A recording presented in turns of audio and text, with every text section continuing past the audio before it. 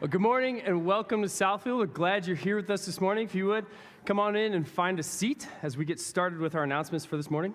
As you can notice, there is no compadre of mine up here this morning. It's because he and my mom are down in Texas helping my brother move into his new place, which I don't know what I would have done without the help of my parents every time that I had to move. I had to move in and out of places over and over and over again, and they are expert packers. My dad is a workhorse. I mean, the dude is truly a Hungarian machine, and my mom might be the best Tetris player that I've ever seen. She can make everything fit into the back of a little Mazda 3. So they're down there this morning, and without fail, though, my dad still managed to make sure that he caught me off guard. You see, usually he's up here to catch me off guard with a question, and you, first service, get the benefit of watching me sweat and break down in tears and deal with that. Instead, today, he sent out the update yesterday morning, and when I opened it, I saw that there were 37,000 announcements. So I know that I'm going to forget one, and I'm going to get a text as soon as this service ends from the guy watching through that little screen. Hey, you forgot one. So I know. So what I'm going to do is I'm going to have my phone with me to aid this process. So I'm not like checking Instagram or anything. Even though if you are checking Instagram today, you're going to see Justin Timberlake everywhere because it's going to be May. All right?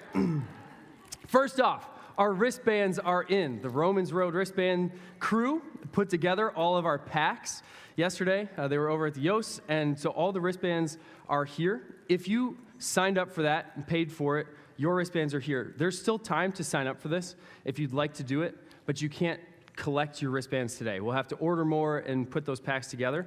The way this works, again, is we work through the story of the gospel in Romans, starting in Romans chapter 3.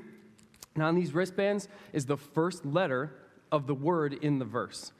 So what we're encouraging you to do is to memorize each one of these verses, 6 in all, and as you are working on it, we want you to wear that one. Once you have one down, I've been told that you are to move on to the next one. There's no month-by-month schedule, apparently. So we're not memorizing one in May, and then one in June, and one in July. You can go at your own pace, but only wear the ones that you either have down or that you are currently working on. Again, really exciting, cool opportunity to share the gospel in a very, very unique way. It's really exciting. Quest registration is blowing up. We have 150 students signed up, which is just unbelievable. Yeah, give it up, because that is phenomenal. And ultimately, that's on you. That's on you for inviting and getting the word out. So we really appreciate your help in that. And we hope that you can continue. Tell those neighbors, tell teachers, tell everybody that Quest is happening in that last week of June, because we want our kindergartners and sixth graders coming from or kindergartners going in first, going to camp that last week of June. It's going to be really, really exciting. We have a lot of next steps happening around here. There's many different opportunities to get involved here at Southfield, and there are also different opportunities that we have for you in terms of next steps following the Rooted experience. We know that a lot of people, when Rooted got done, you're looking for something, you're craving something, and we've suggested, here's where you can go, here are the groups you can join. If your group is still going, that's great. But I was not told to do this, but I have found two, because I needed something for myself. One is a book that I already had, and one is a book that I found just this past week. It actually just showed up a couple days ago, so I haven't started it. But I did flip through it, and it looks really great. The first is a daily devotional by Oswald Chambers. It's called My Utmost for His Highest. And if you want to be challenged, I mean, this is very simply there's one for each day of the year. It's very short, but Oswald Chambers is a genius. So sometimes you'll read these 3 paragraphs and be like, what? And it'll spurn you to go do some extra research or do some extra reading with it. It has a daily verse that you can go through, and it gives an explanation of how that can be applied to your life. So, My Utmost for His Highest, Oswald Chambers. I recommend it. And the other one that, as I said, I haven't technically started yet, is by Louis Giglio. This one's called At the Table with Jesus. It's 66 daily devotionals. And the nice thing about this one is that there is no set May 1st, you read this. No, there's just 66 days. So if you want to do one a day for 66 days, you can do that. If you want to break it down and do one every other day, as is your rhythm, that's cool too. It gives a verse, it gives a devotional, and then it asks 2 questions every day. And I can tell you from flipping through and looking at some of these, the first one is, generally speaking, like a fact-based question, so let's make sure we actually locked in what we read. And the second is more of that rooted application-based question. Some of them are very challenging, and I'm very nervous to begin this. But At the Table with Jesus, Louis Giglio, if you'd like to continue in that rooted, rhythmic, devotional style reading, those are 2 great options for you, and they're both available on Amazon. Another next step is baptism. If during the rooted experience or before you have come into a place in your life where you have accepted the Lord as your Savior and as the leader of your life, we want you to declare that. We don't want you to keep that to yourself. The Bible tells us we shouldn't keep it to ourselves. Now, baptism is not a requirement to enter the gates of heaven, but it is something that Jesus himself did. And if we are to follow in his example, we should be getting baptized to let people know that we are in the family of God and that we are intending to be held accountable to that life. So we have 3 different baptism opportunities. One at the very end of this month, the Memorial Day service, May 29th, we'll have outdoors, and there will be a baptism following that service. July 3rd, that Sunday, we'll have an outdoor service as well, with baptisms following. And finally, the Labor Day service, September 4th, will also be an outdoor service followed by baptisms.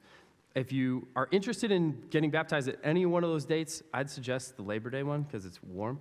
Not that 4th of July won't be warm, and not that we won't warm up the water for you people going in May, but great option there.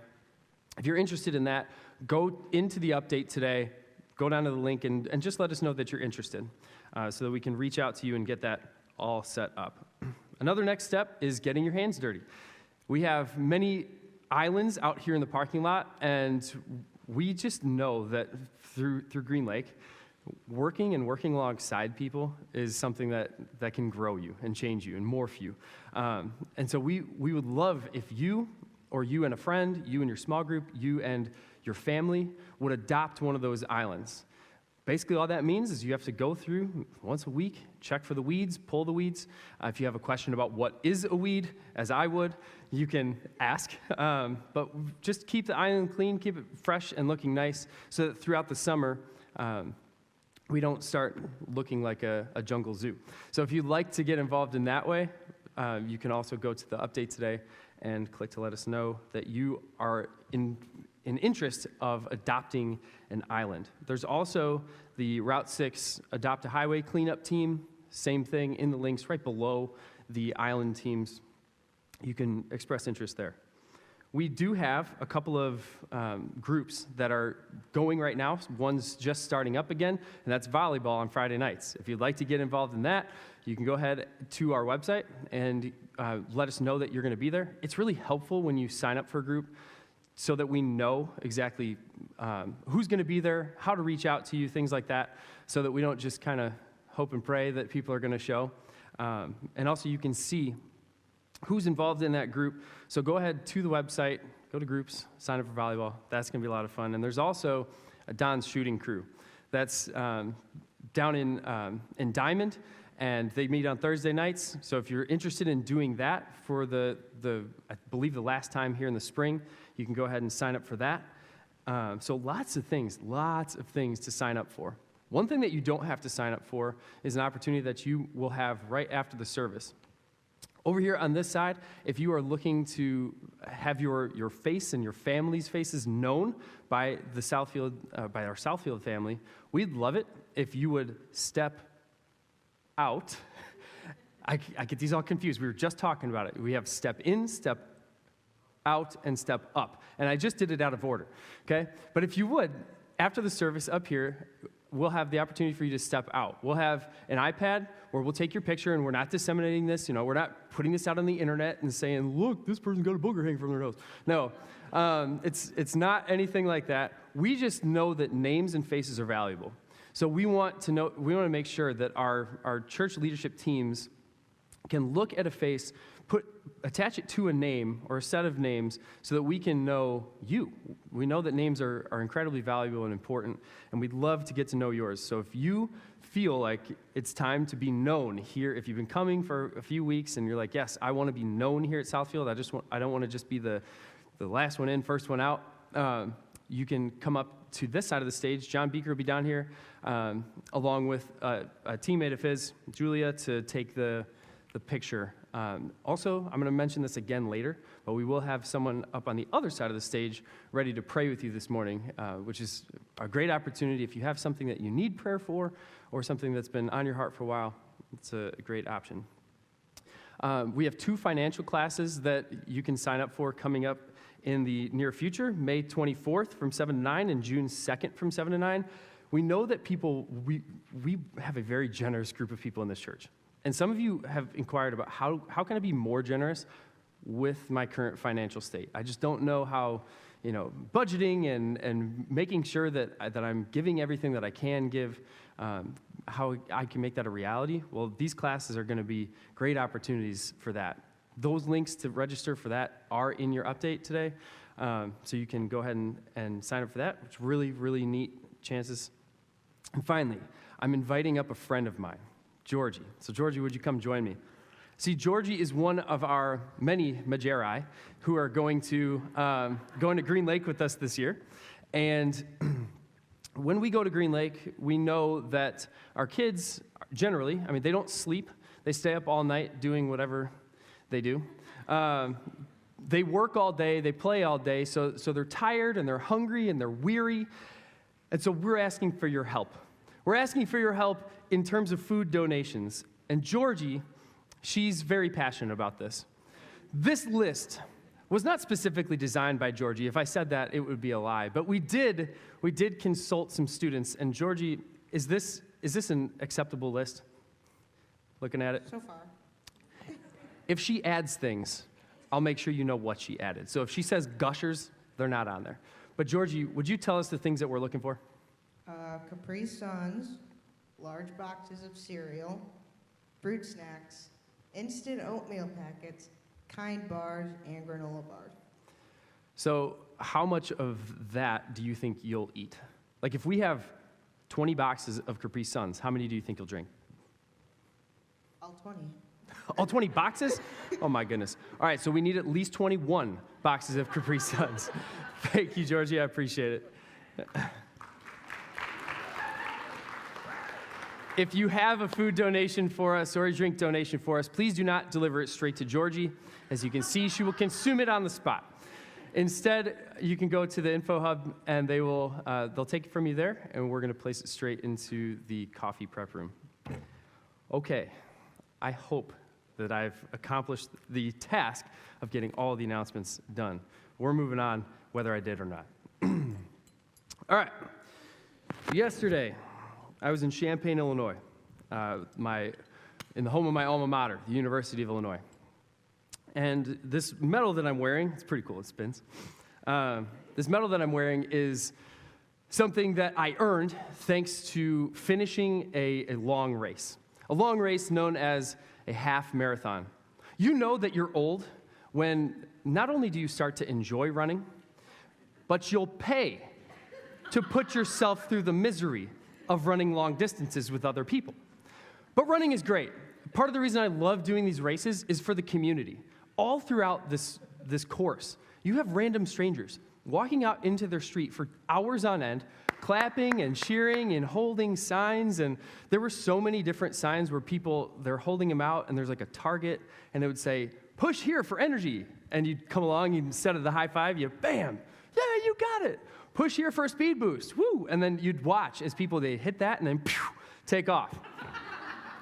So it worked. Clearly it worked. I want to give you perspective as to what these race distances are. So I got Batman down there to help me. But a 5K, if you've heard of these races, a 5K, because they're on the metric system, I don't know why we can't just call it a 3.1 race, but whatever.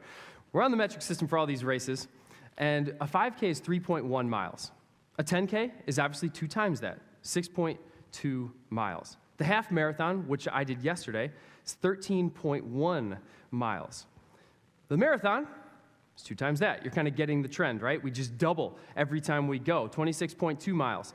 And then you have the ultra marathons and all the extended races like that. And that is anywhere from 31 to beyond. I mean, there's 100 milers, and for that, I don't know what else to call you but sick in the head, okay? If you're doing one of those, you should seek help. But what I love about running, again, that community, as soon as I finish, I cross the finish line, I sit down, I stretch, and every single person, everyone, whether they have just run or they're only there to support the people running, everyone is in a good mood. It's done. We did it. High fives galore. Everybody's smiling and cheering, and yeah, we did it. When you get done, they even give you one of these nice foil blankets to keep you warm, and it was raining at the end of the race yesterday, so it was kind of nice, just sitting there, and everybody that you see with one of these, you're like, yeah, you did it. You did it. Congratulations. You made it through your race, and it's really exciting. Yesterday, I noticed that every single person I ran into, I mean every person, said congratulations. Hey, that's a great accomplishment. The half marathon. Wow, that's awesome. Good job. Here's the problem. While I made it to the starting line and I started running, I did not finish the race. You see, this race was supposed to happen back in 2020, and they canceled it, and then they said, we'll do it in the fall. Well, then COVID got extended, and they canceled it in the fall. They said, all right, we'll just push it to spring of 2021. They canceled that. And they said, we'll do it in spring of 2022. And back in spring of 2021, I was like, okay, well, I've already paid for this, so I know that I'll run it. The thing is, your training that you do before the race in 2020 would not have translated to the race in 2021. And it sure as heck doesn't transfer to the race. That happened in 2022. So, the race starts, everybody's cheering. As I'm saying, it's so happy, it's a joyous event. And I got to mile 4. And I turned to my wife, who I was running alongside, and I said, I'm just beat red in the face, and there are pictures to prove it online that I will not show you. I turned to my wife, and I say, go get it. Basically telling her, you don't have to stay with me. I'm going to hold you back. And my pace slowed, and it slowed, and it slowed. And I actually passed, they changed the route, and we passed the place where usually the 10-mile mark is. It's right by the house that I lived in when I was in Champaign. So I'm looking at the house, and I'm just thinking, I'm at a trudge at this point. I'm dying, okay? I'm only about 5 miles in. And as I turn to look at the house, there is a new pothole in the road. Well, when you're not looking at the road, and you step in said pothole and roll your ankle, pain ensues, normally. But this time, I took 3 steps, and I'm like, hey, I still got it. And because of that, I was actually energized. So I start taking off. I'm like, all right, you know what? We can do this. And then a half mile later, I was like, oh, no, we can't do this. So we get to the end. We get to the end of we get to the halfway point. If you are continuing in the race for the half marathon, you go straight. If you are finishing the 10K race, because they run both at the same time, you veer off to the right and you enter Memorial Stadium, running onto the football field, sprinting for your life like you're running for a touchdown if you are an opponent of the Illinois Fighting Illini. I did not continue. I said, I need to make a business decision, and we are turning right. So, this is stolen valor. This is my wife's medal, because she finished. She did very well, and I'm very proud of her. But the problem is, the running community, so supportive, did not pick up on Brian's facial expressions. You see, I was wearing the half marathon bib. And when I finished at the 10K, I was ahead of the elite runners who were finishing the half marathon. Okay? I didn't win the race. And people are looking and saying, you're already done with the half? No, I didn't. But everyone's still high-fiving and congratulations, you did it, wow.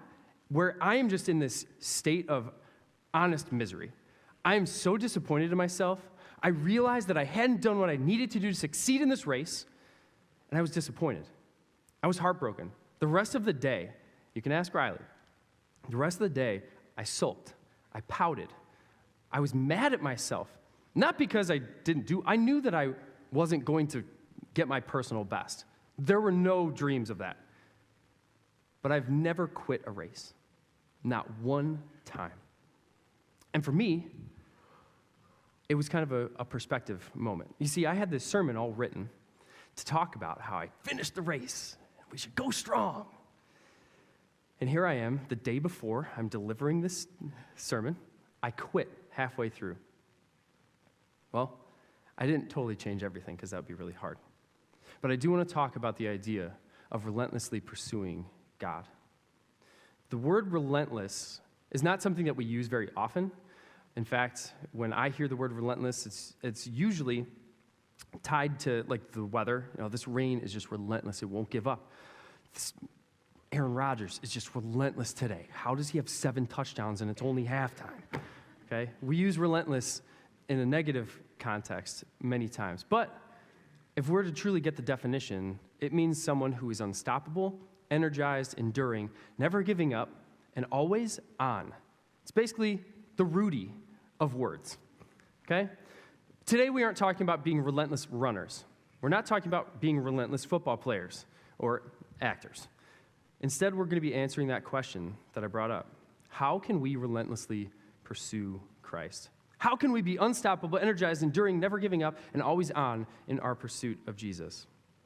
Before we get to where we pursue, we must first understand something very important. Before we ever even were able to gather the concept of pursuing God, God pursued us. He pursued us. And I want to start with the conversation that Jesus has with some religious leaders in Luke chapter 15. Then Jesus told them this parable. Suppose one of you has 100 sheep and loses one of them. Doesn't he leave the 99 in the open country and go after the lost sheep until he finds it? And when he finds it, he joyfully puts it on his shoulders and goes home. Then he calls his friends and neighbors together and says, "Rejoice with me. I have found my lost sheep." I tell you that in the same way, there will be more rejoicing in heaven over one sinner who repents, over 99 righteous persons who do not need to repent. Jesus is an incredible storyteller. And this is, for most of us, not a brand new story. Nothing revelational about me bringing this up today. But when Jesus walked this earth, we have to understand, shepherds, they lived outside of town. They lived with their sheep. And in Jesus' story, he's talking about this shepherd who has 100 sheep. This is a good-sized flock. The shepherd would, day by day, move the sheep, making sure that they had food to eat, water to drink, and going place to place. He'd even protect the sheep by stepping in the way of vicious animals who were coming to attack. At the end of the day, he'd bring them into a fenced-in area, and usually it would be a stone fenced-in area. So these big boulders would be built up in either a rectangle or a circle, and he'd get all the sheep into the pen, and then the shepherd would sleep at the gate, so nothing could get in or out. And you can imagine this shepherd counting 1, 2, 3, 4, 5, 6, 7. If he gets to 99, he has to think, uh-oh, I must have miscounted. So he recounts. 1, 2, 3, 4, 5, 6, 7, 8, 99. Now the alarm bells sound in his brain. Something has gone wrong. And you might think, well, what's the big deal? It's one stupid sheep. But for the shepherd, every sheep was precious. So the shepherd leaves the 99 in the pen to pursue the one. And this isn't like crossing the street to go pick up a pet. When Griffey gets out, he just goes to the neighbor's house, and it's not a very long pursuit. I just whistle, and he comes right back. No, in this case, the shepherd and the sheep are probably in the middle of nowhere. So that sheep leaves right there, You don't know which direction he's gone. You don't know how far or what danger he's in, how far he is. It's bad. And remember, too, that the sheep is not looking to come home. Sheep are dumb. So he's just wandering, trotting, going, probably looking for food or water on his own. The shepherd didn't give up on that dumb sheep. He was relentless in his pursuit, not letting anything getting in the way of finding that lost sheep. When he found it, he wasn't going to take any chances of it getting lost again. This isn't like having a dog, walk alongside you. Nope, here we go. Picks it up, puts it over his shoulders, and you can imagine the struggle of getting a sheep on your shoulders. Walks it back, puts it back in the pen. Jesus immediately follows this story with another. Suppose a woman has 10 silver coins and loses one. Doesn't she light a lamp, sweep the house, and search carefully until she finds it? And when she finds it, she calls her friends and neighbors together to say, "Rejoice with me, I have found my lost coin." In the same way, I tell you, there's rejoicing in the presence of angels of God over one sinner who repents.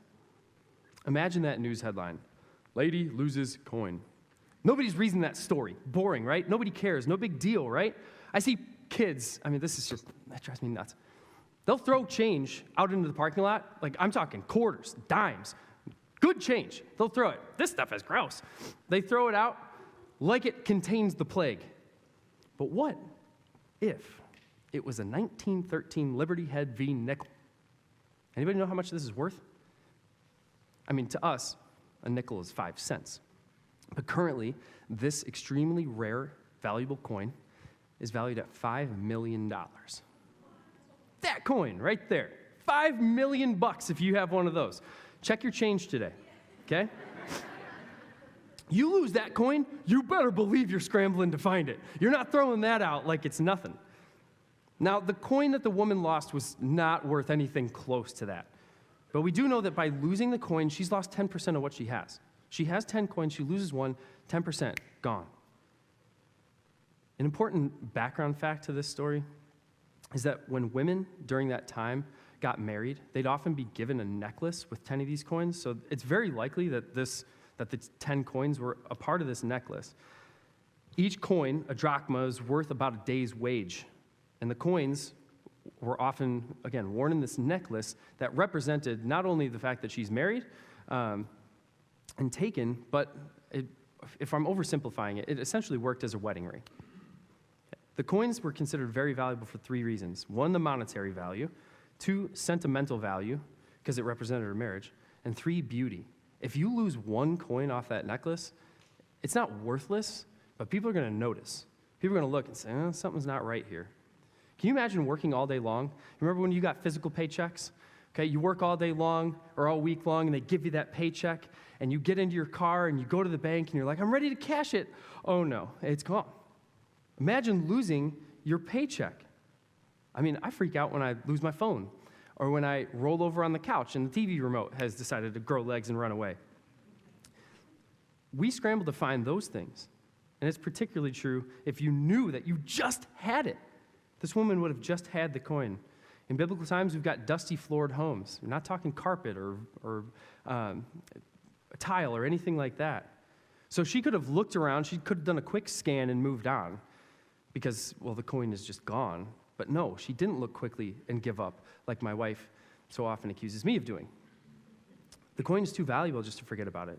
So she was relentless in her pursuit of finding the coin. She would have candles on. She's probably sweeping the house. And if we're to put a modern image to it, this is probably similar to the scrambled look that she would have been having for the coin. And when she finds it, she celebrates with her friends. So what does that have to do with God relentlessly pursuing you? The point is that God pursues us much like the shepherd pursued the sheep and the woman pursued the coin. He's never given up on you. You are too valuable to God to just give up on. Don't believe me? I've got one more story. This one's from Mark chapter 5, and it's a longer one, so settle in. They went across the lake to the region of the Gerasenes. When Jesus got out of the boat, a man with an impure spirit came from the tombs to meet him. This man lived in the tombs, and no one could bind him anymore, not even with a chain. For he had been often chained, hand and foot, but he tore the chains and broke the irons on his feet. No one was strong enough to subdue him.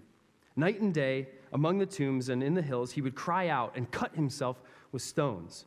When he saw Jesus from a distance, he ran and fell on his knees in front of him. He shouted at the top of his voice, "What do you want with me, Jesus, Son of the Most High God? In God's name, don't torture me." Jesus had said to him, "Come out of this man, you impure spirit." Jesus asked him, "What is your name?" "My name is Legion," he replied, "for we are many."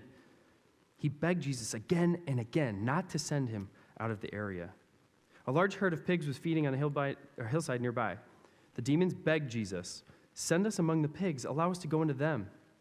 He gave them permission, and the impure spirits came out and went into the pigs. The herd, about 2,000 in number, rushed down the steep bank of the lake and were drowned. Those tending the pigs ran off and reported this in the town and the countryside, and the people went out to see what had happened. When they came to Jesus, they saw the man who had been possessed by the legion of demons, sitting there, dressed in his right mind, and they were afraid. Those who had seen it told the people what had happened to the demon-possessed man, and about the pigs as well. The people began to plead with Jesus to just leave their region.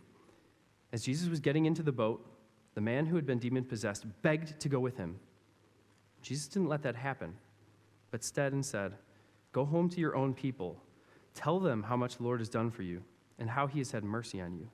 So the man went away and began to tell in the Decapolis how much Jesus had done for him, and all the people were amazed.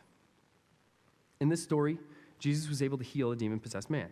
The townspeople had given up on him. Everybody, go live in the tombs. Go live amongst the dead, because the person you are, the person you have become, is basically dead. But Jesus, he does something very special for this one man. He crosses a lake.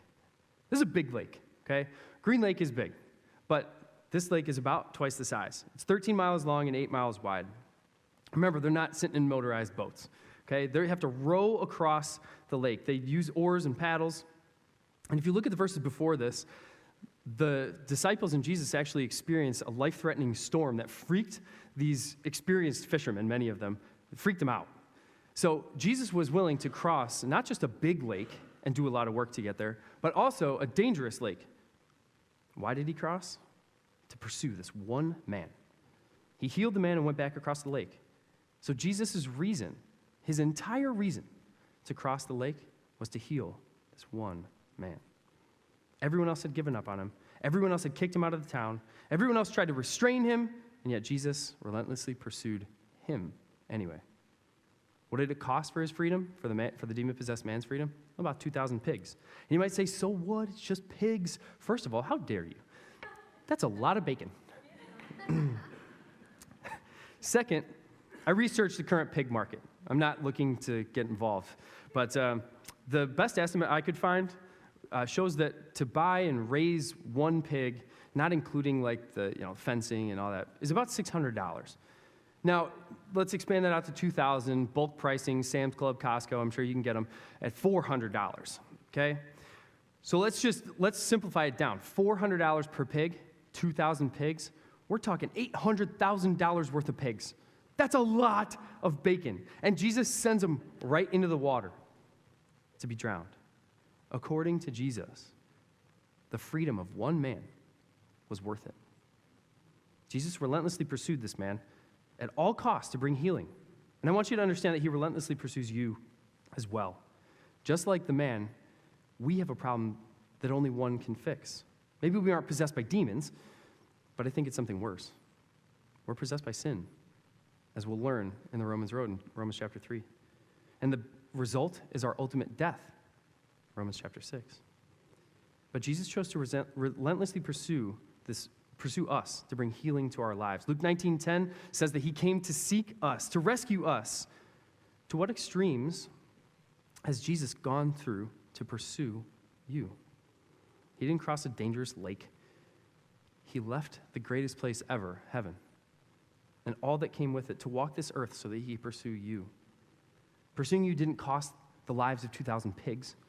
No, it cost Jesus himself, his life. Someone had to pay the penalty for your sins. And Jesus did it. Why? Because you are worth it.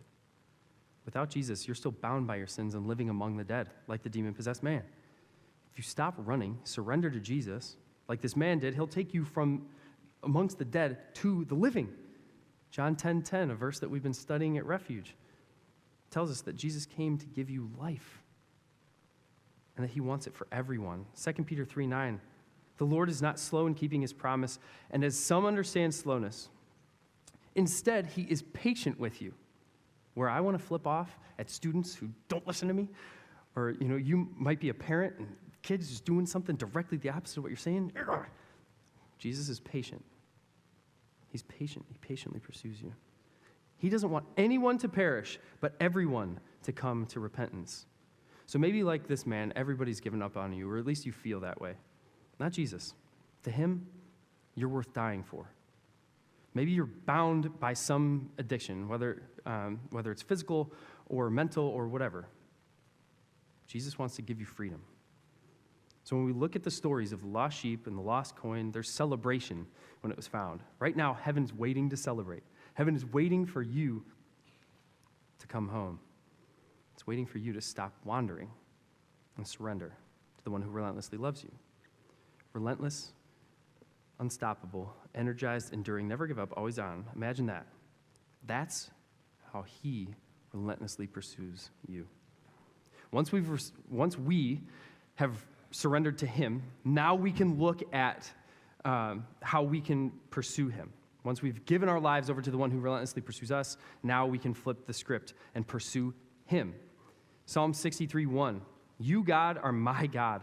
Earnestly I seek you. I thirst for you. My whole being longs for you in a dry and parched land where there is no water. David, the author of this psalm, first acknowledges that he's a follower of God. Most of you maybe are at that point.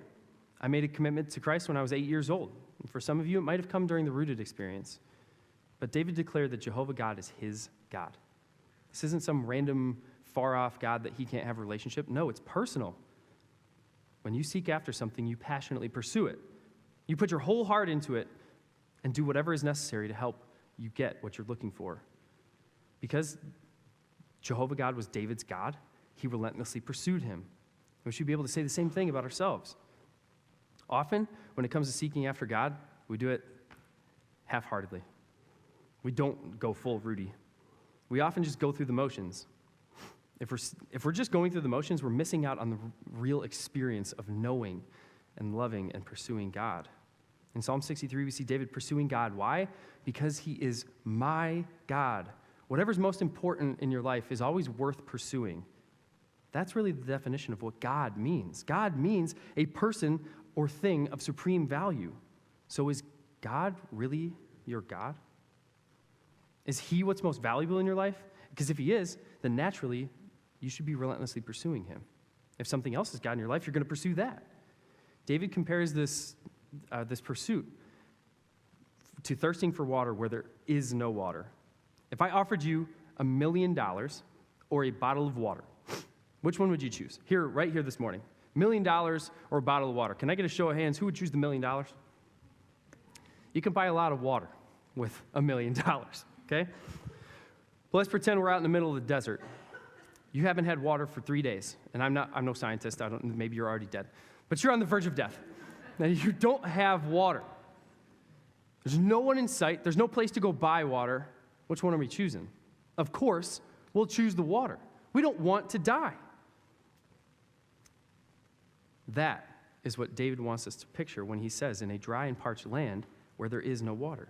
Just as earnestly as you would seek after water in life, or to preserve life, we should relentlessly pursue him. Psalm 42 says it this way, as the deer pants for streams of water, my soul pants for you, O God. If you look at the Brian Papp version, as Griffey pants for the water of the bowl, so my soul pants for you, my God. Now, there is the note, please do not practice sacrilege. That's not a real version, and I'm not planning on writing one. I just had to bring him up because it's his birthday today. So Griffey, when he gets done with a run or gets done playing outside, he's desperate need for water. And then when he attacks that bowl, it's like, I don't even know how he's consuming anything because it's splashing everywhere and he's just going nuts, okay? That's how we should relentlessly pursue God.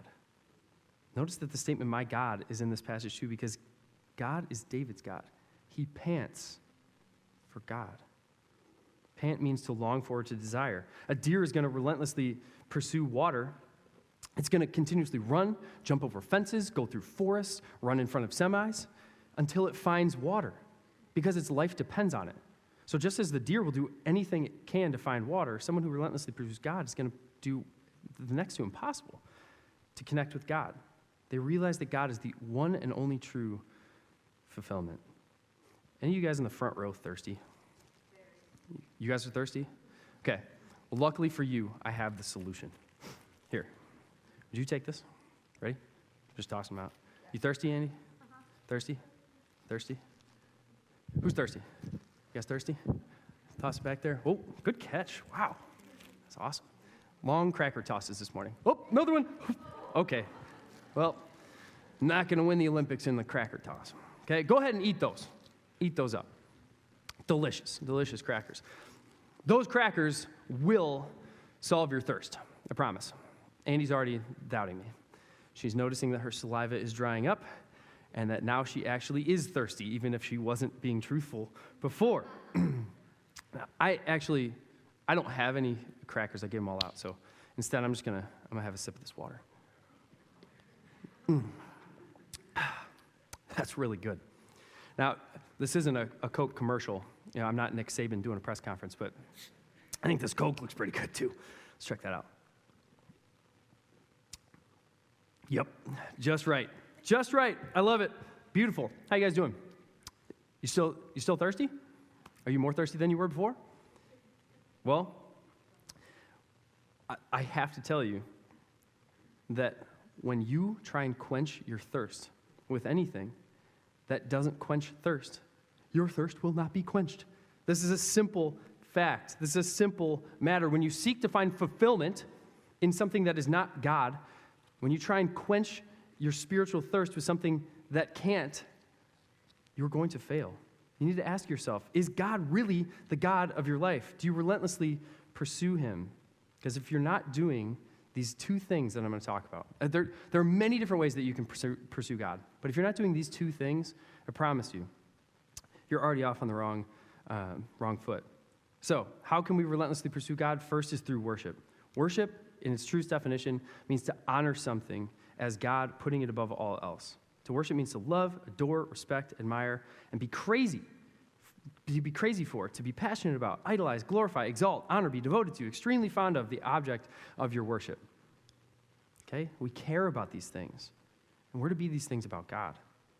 So, how do we worship? Psalm 105. Give praise to the Lord, proclaim his name, make his name known among the nations, the things that he's done. When talking about God, there is no comparison. There's nothing else that can quench that spiritual thirst. 1 Corinthians 10:31, whether you eat or drink or whatever you do, do it all for the glory of God. Everything you do should be relentlessly praising God. You can do that on the ball field. You can do that at work. You can do that at school. You can do that at lunch at Portillo's. Whatever you do, you can praise God in everything. We can also pursue him by being Christ-like. Now, there are many different elements of being Christ-like, but I'm going to talk to you about three. First, what did Jesus do? He spent time alone with God. In Mark chapter 1, we read that very early in the morning, while it was still dark, Jesus got up, left the house, went off to a solitary place, and he prayed. He went to be alone. Those rhythms that we learned about and started building during Rooted, don't let it go. Find that time to be alone with God, because if you don't, then the world will fill your days. The world will fill your days with something that can't quench your thirst, as our very thirsty people are looking here up front. Second, Jesus prayed. As I just read, what did he do when he went off to be alone with God? He literally spoke to him. He talked to him. We find with this passage, as many others, that Jesus would pursue God in prayer. Jeremiah 33, call to me and I will answer you and tell you the great and unsearchable things that you do not already know. Prayer is simply calling God. Much like you'd call a friend, just talk to him. It isn't just giving God a list of the things that you want to do. That you wouldn't do that to a friend. No. It's having that daily conversation. So, do you pray? Did Rooted change your prayer experience or your prayer life? And if so, are your prayers a relentless pursuit of God? Or are they a wish list? Don't let your prayers be meaningless. Finally, Jesus read and studied God's word. Now, the Bible as we know it was not compiled during Jesus' time. And much of it's written after, because we know that he died, was resurrected, and was in heaven in the New Testament. So clearly he wasn't present when a lot of this was being compiled. But that doesn't mean that Jesus didn't know the word. And what is Jesus? Who is Jesus? He is the word. And yet he still studied it relentlessly. Being relentless means more than just reading a verse a day. This is awesome, okay? I love it, this experience that we get to do with the Romans Road bracelets. But if that's all you do, then you'll know one story from the Bible. There's over 31,000 verses in the Bible, and if you were to take one verse per day and just say that's good enough, it's going to take you over 86 years to complete. That's not relentless pursuit. That's incredible consistency. But it's not relentless pursuit. Jesus didn't skim through the Bible. He knew it. He references the Old Testament 84 times and from 27 different books. He pursued God, even though he was God.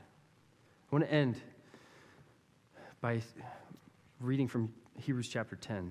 Let us consider how we may spur on one another toward love and good deeds, not giving up meeting together as some are in the habit of doing, but encouraging one another, and all the more as you see the day approaching. You see, this isn't just for you.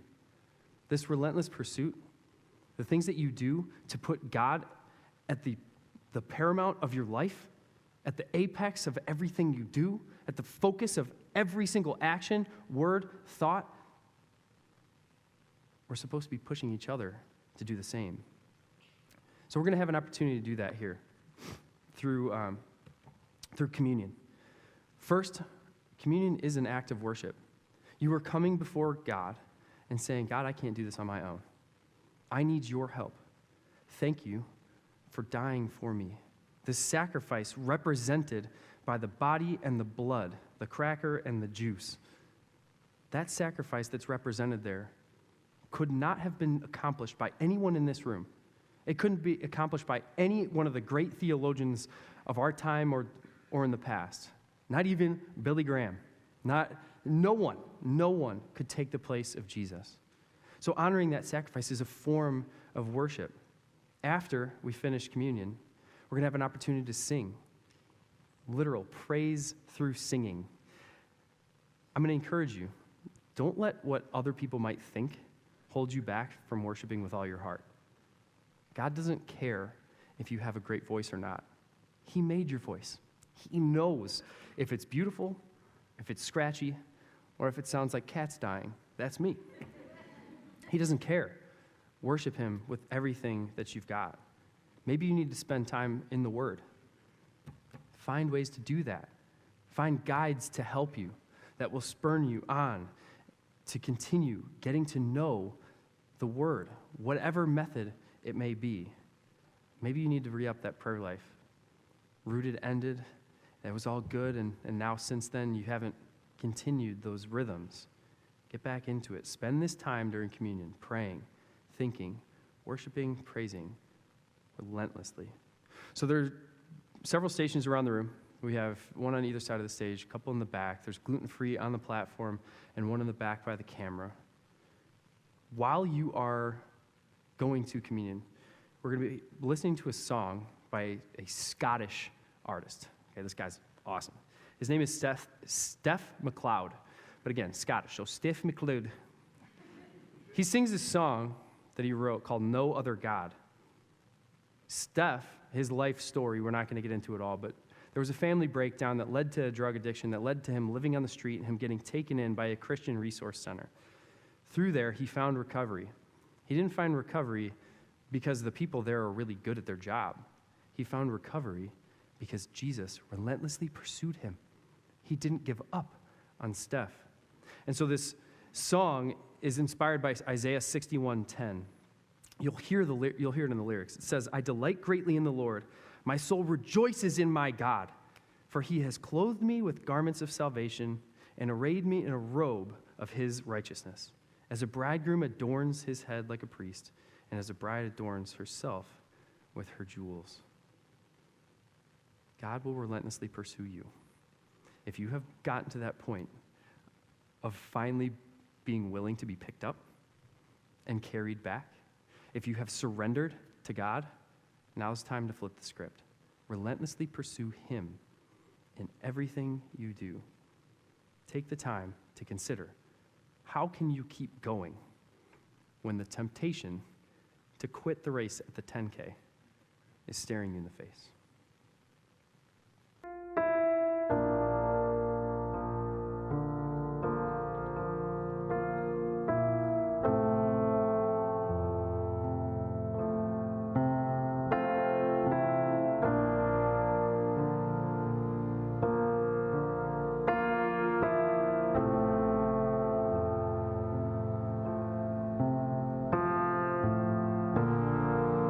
Walking around these walls, I thought by now they'd fall, but you have never failed me yet.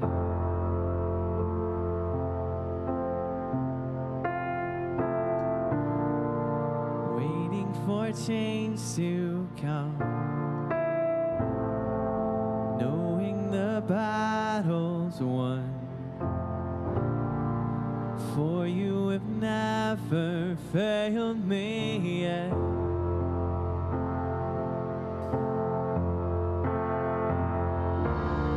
Your promise still stands, great is your faithfulness, faithfulness. I'm still in your hands. This is my confidence. You've never failed me yet.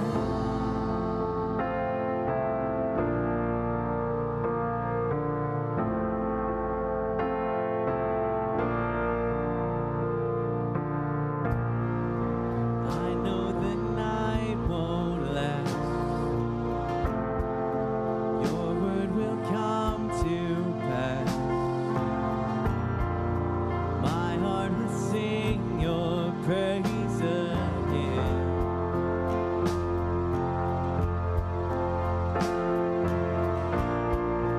Jesus, you're still enough. Keep me within your love. My heart will sing your praise again.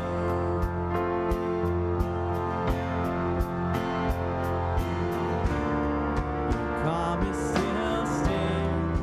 Great is your faithfulness, faithfulness. I'm still in your hands. This is my confidence. You never fail.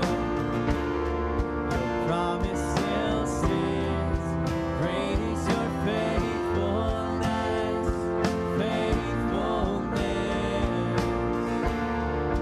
Still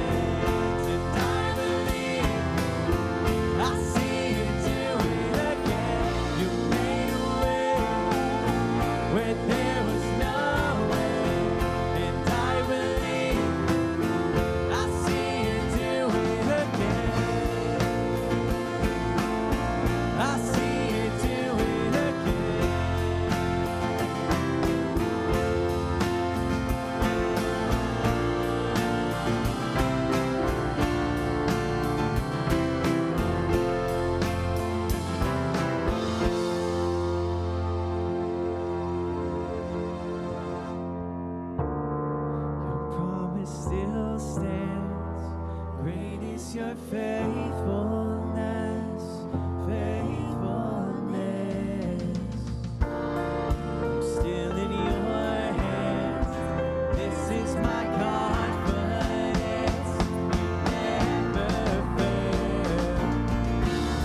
Your promise still stands. Great is your faithfulness, faithfulness. I'm still in your hands.